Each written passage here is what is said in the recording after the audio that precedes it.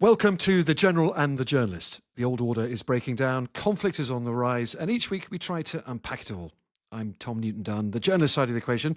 It's August, so the general half, General Sir Patrick Sanders, is of course away on holiday this week, but I have a highly capable replacement. This week I sat down with General Sir Nick Carter, the UK's last Chief of Defence Staff before the current one. Nick was Britain's most senior military officer for 3 years until 2021.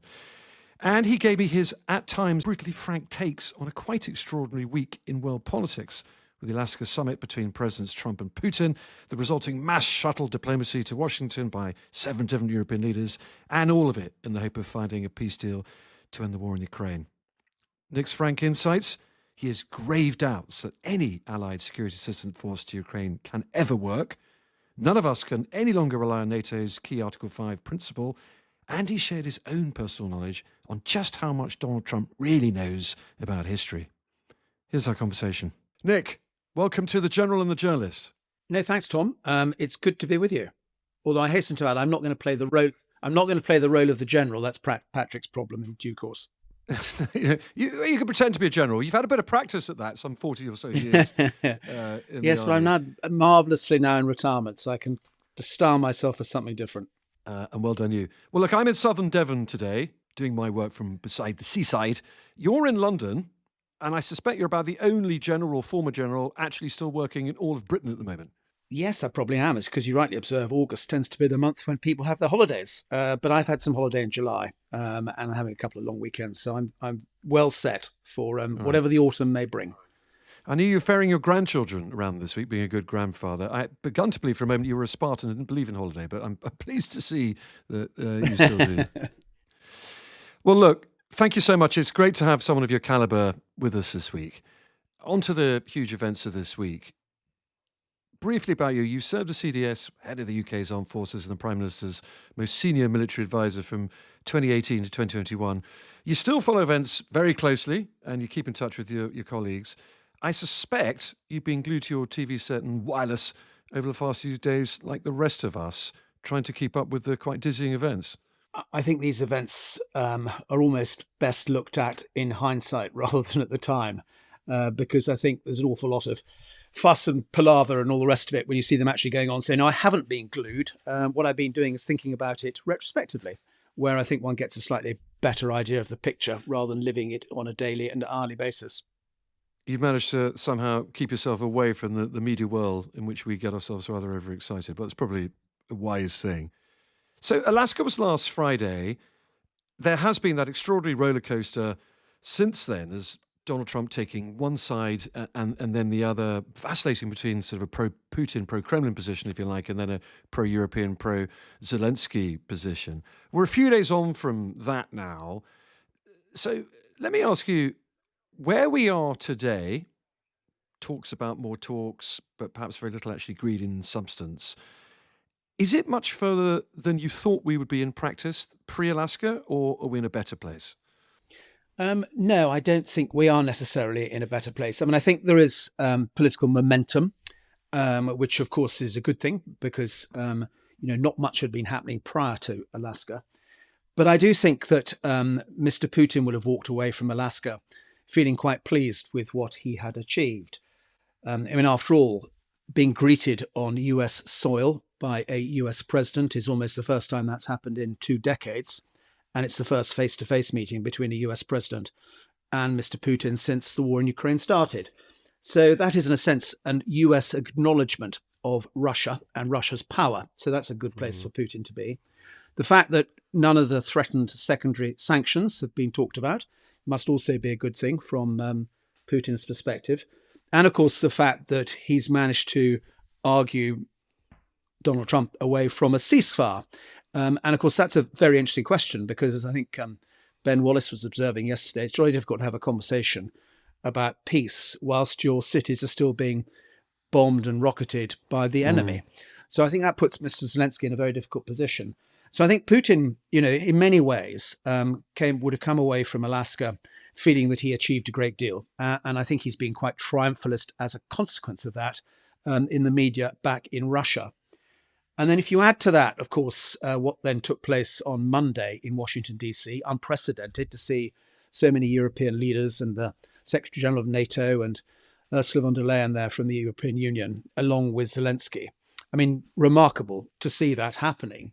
But again, what do we get out of that? I mean, to begin with, we thought, great, there's going to be the potential for a copper-bottomed, watertight Article 5 style security guarantee. But we hear then the day later that, of course, Mr. Trump's walking back from that. There won't be any US boots on the ground. And, what does this security guarantee actually look like? So I think if you're being realistic, I would like to think that the European leadership now understand Mr. Trump's position, perhaps better than they might have done. But gosh, I don't think they would feel that they're in a better place than they were last Thursday. Yeah, I mean, there was an awful lot of theatre, wasn't there? Out of interest, Nick, and this is something I've been trying to puzzle out for, I guess, about 9 years, trying to watch Donald Trump, his sort of rise to the presidency first time round, and then as he governs.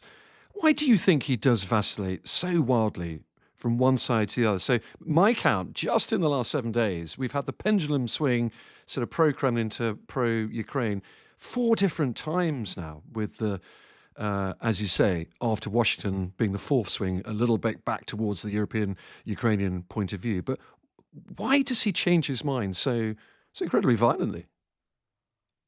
Well, and I don't think it's just in relation to what's happening with Russia, Ukraine. I mean, I think he's the great disruptor. He likes the unorthodox approach. He likes the personal touch. He believes, I think, in the man-to-man engagement. And I think a lot of that, of course, is his lived experience, because he came from the world of property dealing, and indeed Stephen Witkoff, who seems to be his envoy for everything to do with war at the moment, he's a property guy as well. And of course, in the property world, how you deal with the deal is rather different to how you perhaps do it in international relations and international politics, where on the whole in the property world, it's about you lose, I win. In international relations, of course, it's always about trying to create you win, I win situations, and you achieve compromise. And I think also, he has, as a result of that, I think, tried to bring Putin to the table by perhaps playing Putin's narrative slightly back to him, and by, in a sense, giving President Zelensky a difficult time, because I think he probably felt that he wouldn't get Putin to the table in order to have a conversation if he didn't lean towards him a bit. So that's giving him the benefit of the doubt. I mean, what does worry me, I think, is that I don't think he necessarily has a particularly good grasp of history. And when I had the privilege to look after him as Chief of the Defence Staff at the 75th D-Day commemorations in Southsea back in 2019, he was very honest with me about not understanding history, and certainly not understanding how D-Day fitted into the broader firmament of World War II. Well, let's just unpack that for a moment, Nick. Just remind me, that wasn't your first meeting with Donald Trump. What were you doing with President Trump, and why were you getting so much FaceTime on those 75th anniversary celebrations? Well, actually, it was the second time I met him, because he did a sort of slightly less formal visit to the UK in late 2018. But in 2019, he did a state visit to the UK. And on the back of that state visit, it was linked to the D-Day commemorations, which were obviously on the 5th of June of 2019. And a whole load of other world leaders came to that event as well. And because I was, the head of the armed forces, and the Prime Minister wanted it clearly to be a military occasion, I jointly hosted the South Sea element of it with Prime Minister Theresa May, who actually, fun enough, was finishing at that stage because she'd just resigned as leader of the Conservative Party. And I had a decent amount of time to look after President Trump and the First Lady.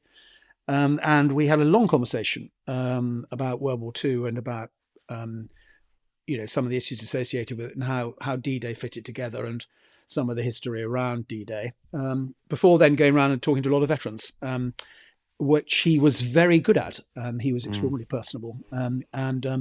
So with the First Lady, I mean, she was absolutely brilliant. Both of them, if a veteran was in a wheelchair, would kneel down and talk to them sort of face to face in a very impressive way. But he was the first to admit that history wasn't his specialist subject. What did that mean? I mean, you knew what D-Day was, presumably. Yes, I think so. I think he probably had a slightly exaggerated view of its significance. He certainly didn't know that what was going on the Eastern Front with Germany and Russia at the time. He certainly didn't understand that there was a war in Italy. And I don't think he understood the broader context in relation to the war in the Indo-Pacific at the time. And I think knowledge of history is quite important when you're involved in complex international relations like we are with Russia and Ukraine. And I think that, he may not necessarily have an entire grasp of the relationship between Russia and Ukraine in historical terms. He may not necessarily understand, therefore, what Mr. Putin's maximalist objectives are in relation to the war. He may not have read Putin's essay that he wrote in 2021 about the historical relationship between Ukrainians and Russians and really how they are one people and should be united as one country and one nation. So I think if you if you don't necessarily have an easy understanding of all of those historical issues, sometimes it's quite hard to understand where people are coming from. And of course, so much in international relations, for that matter, politics and indeed warfare, is about understanding the other person's perspective. Because if you do, you've got a much better chance probably of winning the argument. That's really interesting. Perhaps a little worrying, but also very, very interesting.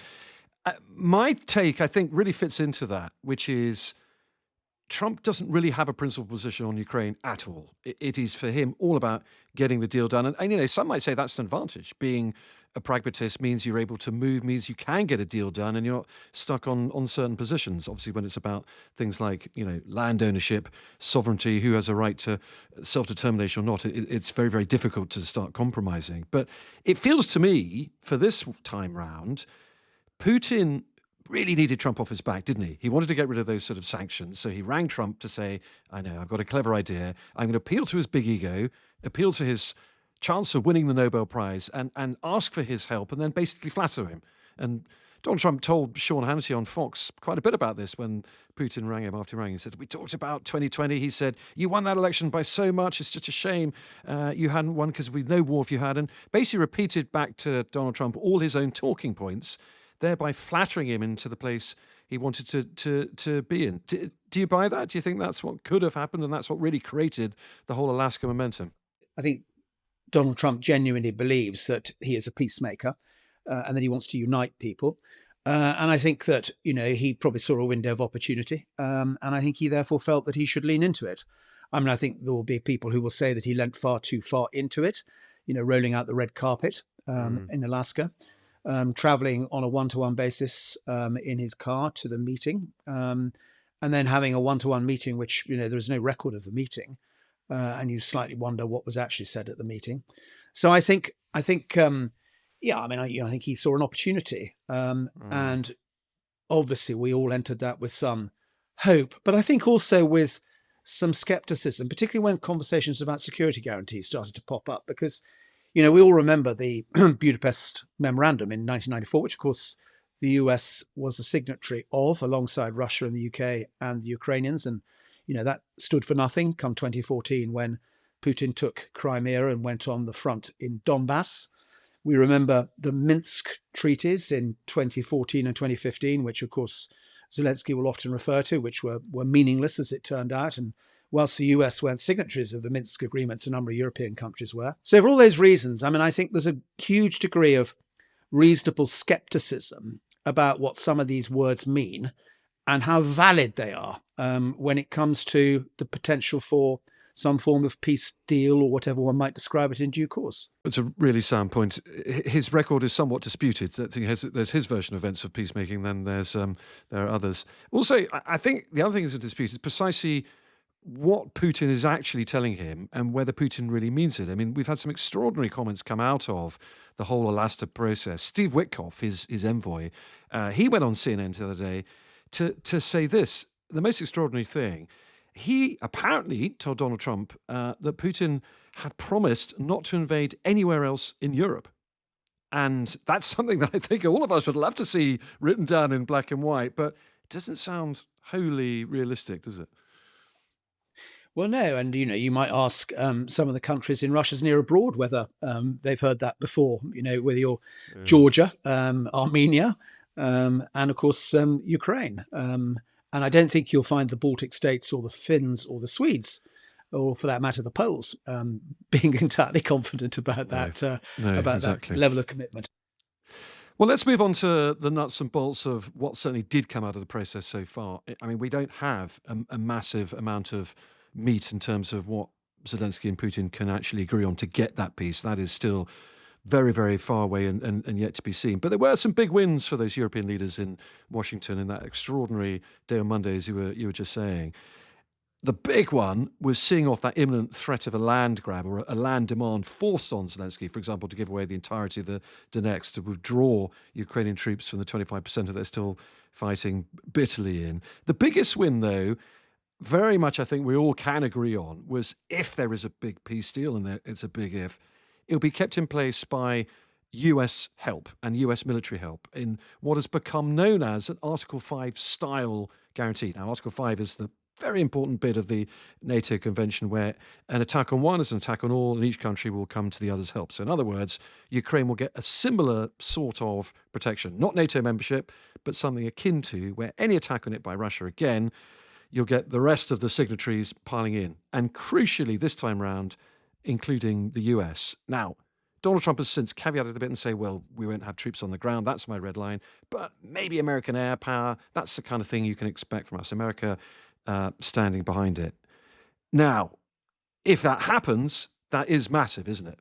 Yeah, but I'm not sure it will happen. I mean, you know, if there are no US boots on the ground and you've got some NATO, European, or maybe Canadian forces on the ground as well, I don't think that stands for much at all. I mean, when you consider that the front line in the Donbass is 1,200 kilometers long, the line of the armistice in Korea is only 250 kilometers long. 1,200 kilometers is a very, very significant distance. And that's without counting the borders that Ukraine has to the north and west of Kharkiv, and of course with Belarus.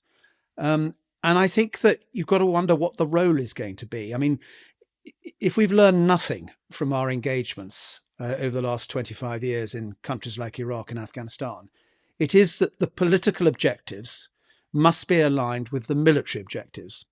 So I think it's very difficult for us at the moment to make any sensible observation about what's going on here, because we don't really know what a peace deal looks like, whether it's an armistice, whether it's just a ceasefire.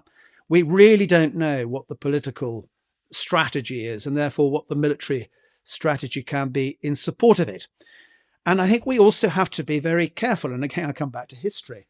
I mean, remember Srebrenica in 1993 to 1995. And just to give you a bit of a feel for the history of what happened there, this, of course, was one of the two UN protected zones that were declared by UNPROFOR, the UN protection force in Bosnia in 1993, where they said that the citizens that were living in those two places, Gorazde and Srebrenica, would be protected by the UN forces.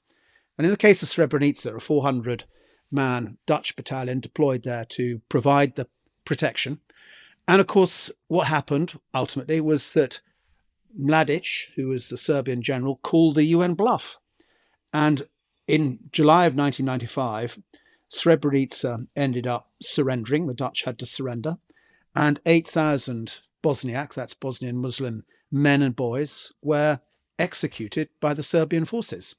Now, that happened because of a weak UN mandate. It happened because there was a lack of military capability, genuinely to guarantee the protection status of Srebrenica. There was clearly a political indecision in the UN and in the West. And of course, the Serbs took advantage of all of that. Now, my deductions that I draw from that particular event are that you have to be extremely careful if you're going to provide some form of military protection on the back of a political strategy in an environment like Ukraine. Now, I don't know for sure, and I don't think you do either, that Putin has agreed to have NATO boots on the ground in Ukraine. I haven't heard that anywhere. And indeed, I've been hearing the odd rumor that he hasn't agreed to that at all anyway. So I personally think that the best security guarantee that Ukraine is going to get from all of this is the one that she provides herself. You know, that requires Western investment in Ukraine's armed forces and in their human capacity to be able to make them into what I think Ursula von der Leyen described the other day as an indigestible porcupine. Were you in former Yugoslavia yourself, Bosnia? Did you have to serve under those very difficult rules of engagement where you effectively couldn't really do much on the ground to stop the Serbs from carrying out massacres? No, I wasn't. I went out commanding my battalion once the NATO force was in charge in Bosnia and then in Kosovo. Did 2 tours of duty there, and both time we had a good mandate, and there was a decent political strategy. And whilst it became quite hairy from time to time, the reality was that we were able to enforce the Dayton peace agreement in Bosnia and the arrangements that people came to in Kosovo as well. But I mean, no, I mean, the answer is that one watched as a serious bystander because my company at the time was on notice to deploy to Bosnia, and one was very aware of what was going on and how that played through. So yes, I mean, I think the Srebrenica-Gorazda timeframe, middle of 1995, when the Bosnian War was at its most unpleasant. There are some really important lessons that people need to learn when they think about creating the political context for this particular endeavour. And as a younger military officer at the time, and all military officers now, anyone who lived through that will remember the pictures, the Dutch having to stand by with that massacre of all the men in Srebrenica taking place literally in front of their eyes or just around the corner, would be scarred for it for the rest of their career. But let's go to the nutshell of all this. Take Donald Trump's word at it that there will be some sort of Western European, American supplied security force in Ukraine, as unlikely as it might be at the moment. Your successor, Admiral Sir Tony Radakin, who's the current Chief Defence Staff, has a somewhat unenviable job of going to Washington, D.C. right now, sitting down with other defence chiefs of other allied nations and trying to work out practically on the ground how this should even look, how it can come together. How would you go about that if you were CDS now? What is the mechanics? Do you get a phone call from Keir Starmer on the plane on the way back saying, Nick, I've got a job for you. It might be tricky, but I want you to go to DC and get this thing sorted out. I mean, the key question is understanding what the political strategy is first and foremost, because our job as senior military figures is to help translate the policymakers, translate those political objectives that flow from political strategy into military objectives. Now, if the and I'm going to exaggerate for effect, if the agreement is that there will be a ceasefire along the current battle lines, and that both those two armies, Russian and Ukrainian, are going to stay in place on those front lines, and that a monitoring force is going to be provided to monitor the ceasefire along the 1,200 kilometers, then that's one sort of mission. And you might see yourself driving around in white four-wheel drive vehicles, wearing uniform, perhaps with a weapon of self-protection, but no more than that. Now, that's fine, and one can understand how that might work. If, on the other hand, you're there to provide a military force with real capability that, alongside the Ukrainians, is there to enforce the peace deal, that is a very different mission, and one that requires very different capabilities and requires an expectation that you might have to fight, because in being prepared to fight, there's a reasonable chance, of course, you might deter fighting from happening. And that's a whole different set of issues that need to be thought about from a military perspective. Now, play those back into the politics. What's the political deal? And once you understand the political deal, you can then design a military plan that flows from it. But, on my second scenario, if you are there to try and enforce something, that's several tens, if not 100,000 troops over the distances that we're talking about. And that would put a great deal of pressure on the NATO alliance. So, I mean, I think everything flows from what those political objectives are. And the way that works between the policymaker and the military, the Chief of Defence Staff, is it's an iterative process. And, you play off each other to work out what the art of the possible might be. Right. So Tony Radakin or one of his aides, one of your former aides, would almost certainly be in number 10 now or on DC, trying to work out precisely what was actually agreed, which is, I suspect, trying to nail Mercury to the wall, or the equivalent of at the moment. To me, though, as a semi-casual observer, surely any form of security force that is there to uphold any peace deal has to be the latter scenario in your point. It has to be one that can fight and will fight to uphold the peace. Otherwise, there is no deterrent. So it has to have extremely strong rules of engagement, and that means attacking Russia first if Russia crosses any peace lines or does anything aggressive towards Ukrainians, doesn't it? Not necessarily. And Tom, as I said a moment ago, it depends upon what the political agreement is. And I think that, I would be, I'd be very surprised if we end up in a set of circumstances where we're effectively deploying NATO onto the front lines or in depth of the battlefield in the Donbass. I just think that's, in many ways, that's a red rag to a bull when it comes to President Putin. and it's tantamount to Ukraine being, a NATO protectorate. And I would just be, I'd be amazed if that happens. And I'd also be nervous about it because I think the amount of capability that would be necessary for NATO forces or European forces, or however one want to describe them, the coalition of the willing forces, to fight alongside Ukrainians, I think that's quite something. And if we can reach a political settlement whereby that can happen reasonably, then I would be, surprised. I mean, look, I agree with you. My point just is, how on else do you deter Russia from re-beginning any offensive actions if they don't have the threat of military engagement hanging over them? I just can't see it, personally. Well, that's why Ukraine has to be massively invested in, because I think the best security guarantee that the Ukrainians are going to get are the ones that they provide for themselves, resourced and supported by the West, and I guess probably the way it's headed, Europe spending the money rather than Donald Trump. Because, of course, the other thing one needs to remember about Donald Trump, going back to our earlier conversation, is, for him, it's about the art of the deal. He signed this mineral deal with Ukraine, and he's made it pretty clear, I think, over the last couple of days that, he may supply weaponry to Ukraine, but it's got to be bought by the Europeans or the Ukrainians from US defense companies and then supplied by the Europeans to Ukraine. He's going to make a profit out of this, whichever way you look at it. And, that chimes entirely with his trade policy. So would your advice be, as the Prime Minister's top military advisor, if you're still in a job, you're a civilian, I'll keep on making that point, but would it be now, look, Prime Minister, we can barely deploy 5,000 to 10,000 troops of our own for any sustainable length of time at the moment. France, Germany, they're all the same. We can't get to the 50,000 or 100,000 strong force you need to do this with. This is not going to happen, PM. We need to go about it another way. We need to go about it in a way that means we've got what was your phrase? An indigestible porcupine. Ukraine, we need to equip Ukraine to do it ourselves. That's what you need to do, Prime Minister. It's impossible to tell without understanding what the political solution is to it. Until you know what the political strategy is, you cannot provide a military plan in support of it. You can produce some scenarios and some, either ors or whatever it might be, and you can describe the risks associated with each approach and everything else with it. But until the political framework is set, it's impossible for any military planner to give you a definitive answer to that question. All they can do is to give you scenarios, what ifs, risks, and maybe, I suspect, a demand for more capability. All right. Now, you make that point. I guess, like you, I also am trying to nail jelly to the wall, but when there's not even half the jelly you need, that's even harder, really, isn't it? Yeah, it is, I'm afraid. And I'm afraid I'm not going to turn myself into a hostage for fortune, because the bottom line with all of this is you need to understand what the political framework is before you can design a military force to fit into it.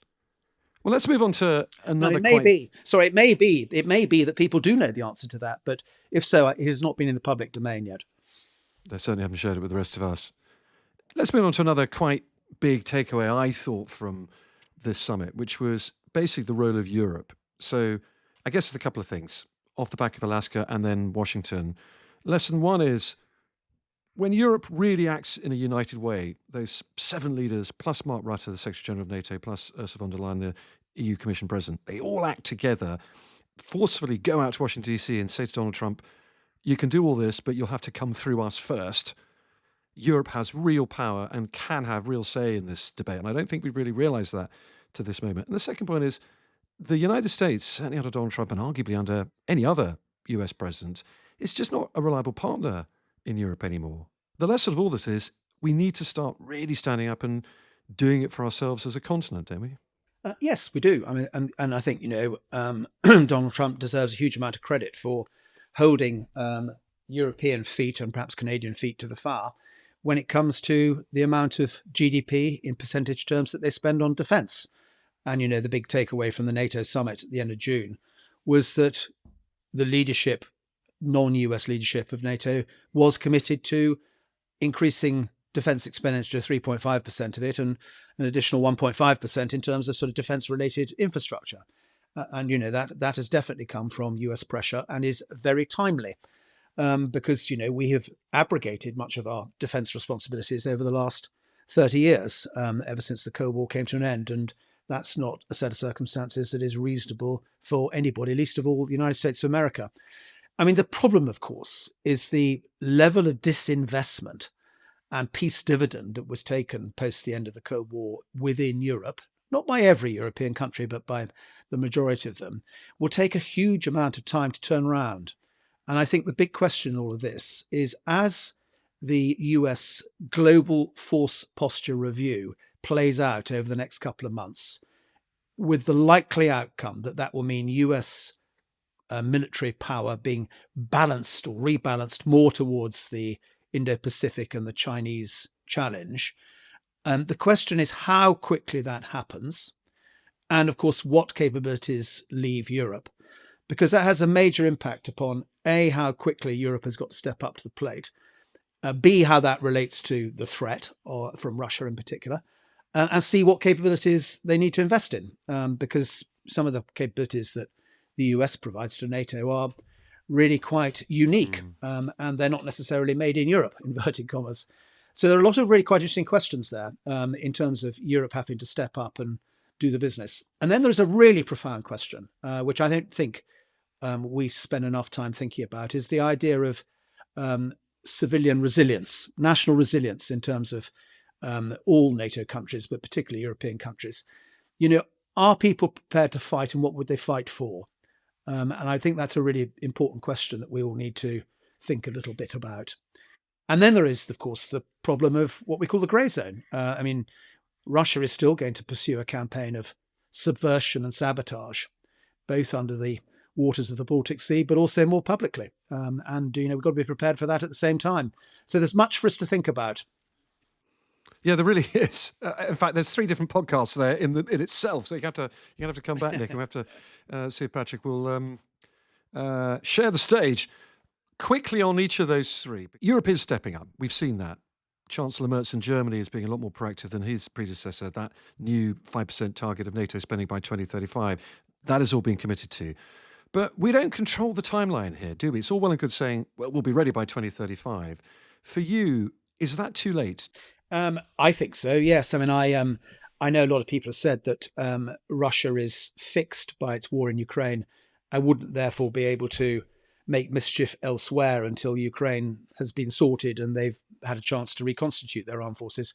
I don't subscribe to that view. I mean, I think that, what's interesting about the Russian army, for example, is that they're still mobilizing conscripts every year, around 150,000 this year.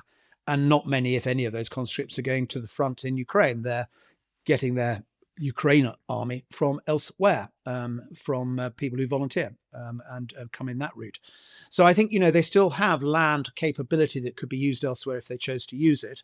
And of course, we've not seen much of their air force, or for that matter, the Navy, other than the Black Sea Fleet. So I mean, we always, as military people, measure threat on the basis of capability and intention. I think we should be in no doubt that we don't understand Putin's intention, but we should fear the worst. And I think in terms of capability, there's probably adequate capability for Mr. Putin to test the notion of Article 5 against a Baltic state if he chose to do so. And I think he could do that this side of 2030. So my own view is that the starting pistol was fired some time ago. And I said as much when I was head of the army in January 2018, when I warned us all that I didn't trust what the Russian military was up to. And we needed to look quite seriously about it. And I think that, the starting pistol was fired a long time ago. And therefore, we do need to be conscious of that. And I do think that there are no guarantees about Article 5 any longer either. What do you mean by that? No guarantees by Article 5 any longer? Well, like you talked a moment ago about the inverted commas reliability of the United States at the moment. And, imagine a scenario where a NATO member perhaps hasn't spent quickly enough or spent the requisite sum of money that Donald Trump expects them to spend, and they get, attacked by Russia, he could easily say, well, you haven't been spending your money. You're not a part of the Mar-a-Lago club. You can forget it. You don't know, do you? So I think that, stepping up to the plate and looking after yourselves is a very important thing for us to do as Europeans. But we're going to have to do it more quickly than 2035. And I think the risk, of course, is that all the promises we make, and certainly in the UK's terms, are not in this Parliament. And if you make a promise that is going to take place in the next Parliament, there's, again, rather like the American administration, there's no guarantee. So yes, there's extra money in the UK's case going to defence at the moment, but much of that is paying off the mortgage on existing capability, not necessarily on new capability. And that applies to a lot of European countries. Germany is the model at the moment because Germany's got the money and is spending it. And to be fair to the Nordics and the Baltics, they are spending money as well. But elsewhere in Europe, not money has not been spent at the pace it needs to be spent at, would be my judgment. If any one of those three Baltic countries were attacked, could NATO right now defend them? Would we be able to get there and repel any Russian assault as we stand today? I don't think you could get there and repel. I think you'd have to accept that there would be a Russian incursion before you were able to do anything substantive about it, I suspect. So no, like so many of the scenarios we saw in the 20th century in historical terms, it would be take the pain and then do something about it, I fear is probably the way that the response would work. But yeah, I don't think, I think in terms of our NATO capability, there's a lot of work to be done to develop it, both in terms of physical military capability, but also in terms of the structures and the plans and the readiness and the resilience that we have in our societies and in our militaries as a whole. You mentioned the grey zone as well, and by that we mean that entire area of pretty unpleasant activities by the Russians, by others, that comes below the threshold of kinetic military activity. So not a shooting war. It could be cyber, it could be disinformation, it could be all sorts of things, messing us around, really. You defined that phrase way back in 2018, 2019, actually, the grey zone. I'm interested in what your take is on it now. After your warnings, the warnings of many others, is the UK now equipped and ready to repel grey zone assaults, whether in cyber, but especially things like disinformation, which Russia's very good at, trying to influence the outcomes of political events, influence the outcomes of new ones? I think there are two issues here. There's the more physical aspect of sub-conventional warfare threshold activity, like sabotage, where data cables or, for that matter, undersea pipelines are interdicted. And I think we are vulnerable. We are an island country. 90% of our data comes through undersea cables to our country, not least a huge amount of our financial services and the like. And 40% of our gas and oil comes in pipelines from Norway. And those are vulnerable as well. So that is a pretty significant task of protecting critical infrastructure. And we are vulnerable, and we need to be clear about that. We're also, I think, naturally, as a Western democracy, vulnerable to disinformation, and that is something that democracies will always struggle with, because we believe in freedom of expression. And the problem, of course, is that in trying to protect those freedoms, there's always a risk that we undermine those very freedoms. It was fascinating that there's still quite a lot of disinformation aimed at trying to persuade the Scottish nationalists to separate from Great Britain. And during the Iranian spat between Iran and Israel, the Iranians closed down their internet for that period of time that the war was underway. And the amount of activity on the internet in relation to Scottish independence declined markedly, because Iran is using bots to have a go at the whole issue of Scottish independence, because it undermines the UK. So that's just one example. Imagine what else is going on. The reality is that we are every day up against this constant disinformation, and it's very difficult for Western democracies to deal with it, because we believe in freedom. And how you protect that freedom against these sort of malign actors is a really challenging problem for any government. Yeah, it really is. It doesn't quite feel we've cracked it yet, although we're obviously making advances. Finally, Nick, because I must let you go, a lot of this comes down to whether a population appreciates the threat, doesn't it? Whether we're prepared to pay more taxes or less in welfare spending for a bigger military, whether we've got young men and women prepared to sign up and fight for these values as young men and women in Ukraine are. It doesn't feel like, as a nation, we really have that mindset yet. No, and it's the point I made earlier about national resilience. And I think, I remember talking at an event about 6 weeks ago, and I was asked by a youngster in the audience, I wouldn't vote for spending any more money on defence. What's the threat? And of course, our political leadership has a responsibility to explain the threat to people. But I think the other point I'd make, which I do think, our political leadership are going to have to at some stage bite the bullet on, is this isn't about whether we spend more money on defence or welfare. It's about how the nation spends all its money. And that's the conversation we have to have. How are we going to spend it all? And then what proportion of it needs rightly to go to protecting the country? And I think, we need to bring on a bigger conversation because that, I think, would perhaps get us into a place where people understood what was necessary. And perhaps we're helping to begin that today. Nick, thank you so much for your time. It's been absolutely fascinating.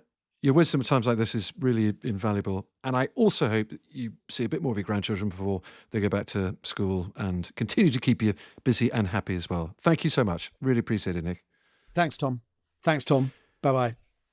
Well, that's it for today. Thank you so much to General Sir Nick Carter, the former Chief of Defence Staff, our guest this week.